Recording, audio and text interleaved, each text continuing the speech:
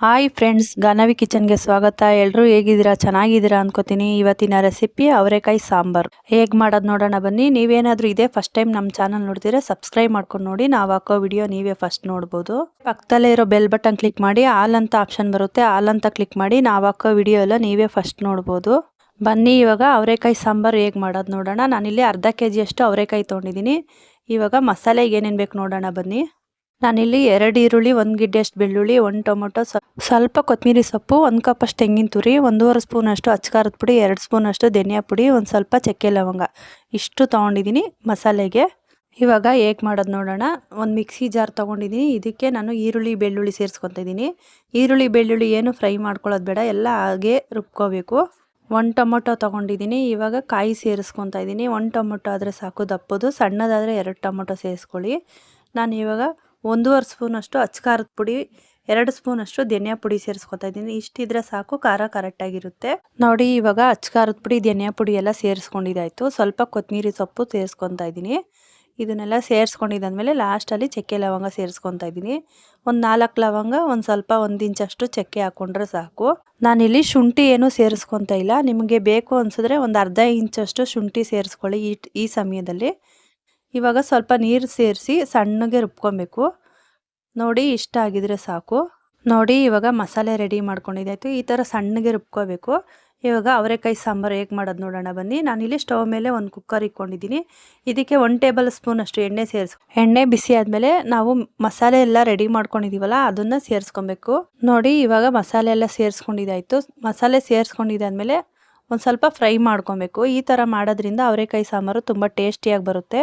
ಒಳ್ಳೆ ಮಟನ್ ಸಾರು ಥರ ಇರುತ್ತೆ. ನೀವು ಒಂದ್ಸಲ ಟ್ರೈ ಮಾಡಿ ಫ್ರೆಂಡ್ಸ್. ಈ ವಿಡಿಯೋ ಎಂಡ್ವರೆಗೂ ನೋಡಿ, ಎಲ್ಲರೂ ಸ್ಕಿಪ್ ಮಾಡಬೇಡಿ. ನಮ್ಮ ಚಾನಲಲ್ಲಿ ಒಳ್ಳೊಳ್ಳೆ ರೆಸಿಪಿ ಇದೆ, ನಿಮಗೆ ಟೈಮ್ ಇದ್ದರೆ ಒಂದ್ಸಲ ಚೆಕ್ ಮಾಡಿ ನೋಡಿ. ಇವಾಗ ಮಸಾಲೆ ಎಲ್ಲ ಎಣ್ಣೆಲೆ ಸ್ವಲ್ಪ ಚೆನ್ನಾಗಿ ಫ್ರೈ ಮಾಡ್ಕೊಂಡಿದ್ದಾಯಿತು. ನಾನಿಲ್ಲಿ ಜಾಸ್ತಿ ಏನು ಎಣ್ಣೆ ಸೇರಿಸ್ಕೊಂಡಿಲ್ಲ, 1 ಸ್ಪೂನ್ ಅಷ್ಟು ಆದರೆ ಸಾಕು. ಇವಾಗ ನಾವು ಅವರೆಕಾಯಿ ಸೇರಿಸ್ಕೋಬೇಕು. ನಾವು ಕಾಳೆಲ್ಲ ಬಿಡಿಸಿ ರೆಡಿ ಮಾಡ್ಕೊಂಡಿರೋದು. ನಾನಿಲ್ಲಿ ತೊಳೆದು ಎಲ್ಲ ರೆಡಿ ಮಾಡ್ಕೊಂಡಿದ್ದೀನಿ. ಇದನ್ನು ಸೇರಿಸ್ಕೊತಾ ಇದ್ದೀನಿ. ಇದನ್ನು ಅಷ್ಟೇ ಈಗಲೇ ಒಂದ್ಸಲ ಮಿಕ್ಸ್ ಮಾಡಿಕೊಂಡು ಫ್ರೈ ಮಾಡ್ಕೊಬೇಕು ನೋಡಿ. ಈ ಥರ ಕಾಳೆಲ್ಲ ಹಾಕಿ ಮಿಕ್ಸ್ ಮಾಡ್ಕೊಂಡಿದ್ದಾದ್ಮೇಲೆ ನಾನಿಲ್ಲಿ ಸ್ವಲ್ಪ ನೀರು ಸೇರಿಸ್ಕೊತಾ ಇದ್ದೀನಿ. ಮಿಕ್ಸಿ ಜಾರಲ್ಲಿ ಒಂದು ಪಾತ್ರೆಯಲ್ಲಿ ಬಿಸಿ ಮಾಡ್ಕೊಂಡಿದ್ದೀನಿ, ಆ ನೀರು ಸೇರಿಸ್ಕೊತಾ ಇದ್ದೀನಿ. ಈ ಥರ ಮಾಡೋದ್ರಿಂದ ಸಾಂಬಾರು ಬೇಗ ಆಗುತ್ತೆ. ಇವಾಗ ನಾನು ಮಿಕ್ಸಿ ಜಾರಲ್ಲಿ ನೀರು ಸೇರಿಸ್ಕೊಂಡು ಒಂದ್ಸಲ ಮಿಕ್ಸ್ ಮಾಡಿ ಎಕ್ಸ್ಟ್ರಾ ನೀರು ಸೇರಿಸ್ಕೊತಾ ಇದ್ದೀನಿ. ನಮಗೆ ಎಷ್ಟು ಬೇಕೋ ಅಷ್ಟು ಇವಾಗ ಸೇರಿಸ್ಕೊತಾ ಇದ್ದೀನಿ ನೋಡಿ. ಇಷ್ಟು ಹದ ಇದ್ದರೆ ಸಾಕು. ನೀವು ಸಾಂಬಾರಿಗೆ ಎಷ್ಟು ಬೇಕೋ ಅಷ್ಟು ನೀರು ಸೇರಿಸ್ಕೊಳ್ಳಿ. ಮುದ್ದೆಗೆ, ಅನ್ನಕ್ಕೆ ಎಲ್ಲ ಆಗುತ್ತೆ. ಈ ಟೈಮಲ್ಲಿ ನೀವು ತರಕಾರಿ ಏನೇನು ಬೇಕೋ ಸೇರಿಸ್ಕೋಬೋದು. ನಾನಿಲ್ಲಿ 2 ಆಲೂಗಡ್ಡೆ ತೊಗೊಂಡಿದ್ದೀನಿ. ಆಲೂಗಡ್ಡೆ ಮಾತ್ರ ಸೇರಿಸ್ತಾ ಇದ್ದೀನಿ. ನೀವು ಬೇಕಾದ್ರೆ ಬೀನ್ಸು, ಆಲೂಗಡ್ಡೆ, ಬದನೆಕಾಯಿ ಎಲ್ಲ ಸೇರಿಸ್ಕೋಬೋದು, ತುಂಬ ಚೆನ್ನಾಗಿರುತ್ತೆ.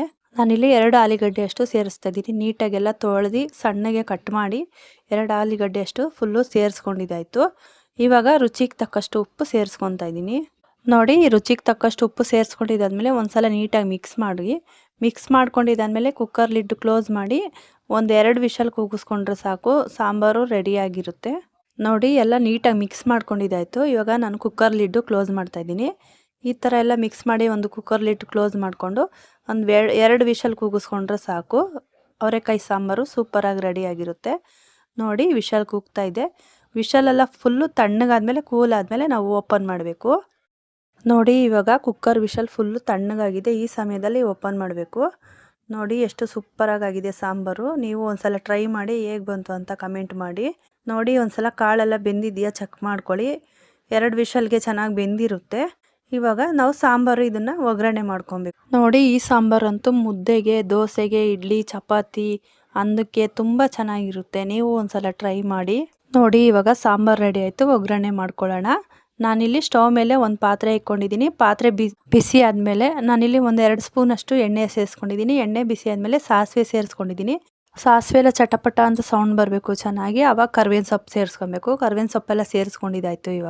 ಇವಾಗ ಒಗ್ಗರಣೆ ಮಾಡಿರೋ ಪಾತ್ರೆಗೆ ಸಾಂಬಾರೆಲ್ಲ ಸೇರಿಸ್ಕೊತಾ ಇದ್ದೀನಿ ನೋಡಿ. ಇವಾಗ ಪೂರ್ತಿಯಾಗಿ ಸೇರಿಸ್ಕೊಂಡಿದ್ದಾಯಿತು ನೋಡಿ. ಈ ಥರ ಪೂರ್ತಿಯಾಗಿ ಸೇರಿಸ್ಕೊಂಡಿದ್ದಾದ್ಮೇಲೆ ಒಂದ್ಸಲ ನೀಟಾಗಿ ಮಿಕ್ಸ್ ಮಾಡಿಕೊಂಡು ಉಪ್ಪು ಕರೆಕ್ಟಾಗಿದೆಯಾ ಚೆಕ್ ಮಾಡ್ಕೊಳ್ಳಿ. ಈ ಟೈಮಲ್ಲಿ ಉಪ್ಪು ಕಡಿಮೆ ಇದ್ದರೆ ಸೇರಿಸ್ಕೊಬೋದು.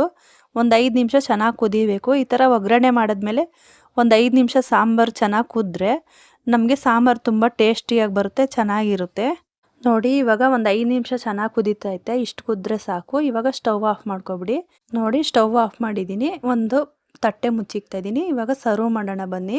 ಓಕೆ ಫ್ರೆಂಡ್ಸ್, ಇದಾಯಿತು ಇವತ್ತಿನ ರೆಸಿಪಿ. ಈ ರೆಸಿಪಿ ಇಷ್ಟ ಆಗಿದ್ರೆ ಒಂದು ಲೈಕ್ ಕೊಡಿ, ಫ್ರೆಂಡ್ಸು ಫ್ಯಾಮಿಲಿಗೆ ಶೇರ್ ಮಾಡಿ. ಫ್ರೆಂಡ್ಸ್, ನೀವೇನಾದರೂ ಇದೇ ಥರ ಈಜಿ ರೆಸಿಪಿಗೋಸ್ಕರ ಕಾಯ್ತಿದ್ರೆ ನಮ್ಮ ಚಾನಲ್ ಸಬ್ಸ್ಕ್ರೈಬ್ ಮಾಡ್ಕೊಂಡು ನೋಡಿ. ನಾವು ಹಾಕೋ ವಿಡಿಯೋ ನೀವೇ ಫಸ್ಟ್ ನೋಡ್ಬೋದು. ಈ ವಿಡಿಯೋ ಎಂಡವರೆಗೂ ನೋಡಿದ್ದೀರಾ ಅನ್ಕೋತೀನಿ. ನೋಡಿದರೆ ಒಂದು ಲೈಕ್ ಕೊಡಿ. ಥ್ಯಾಂಕ್ಸ್.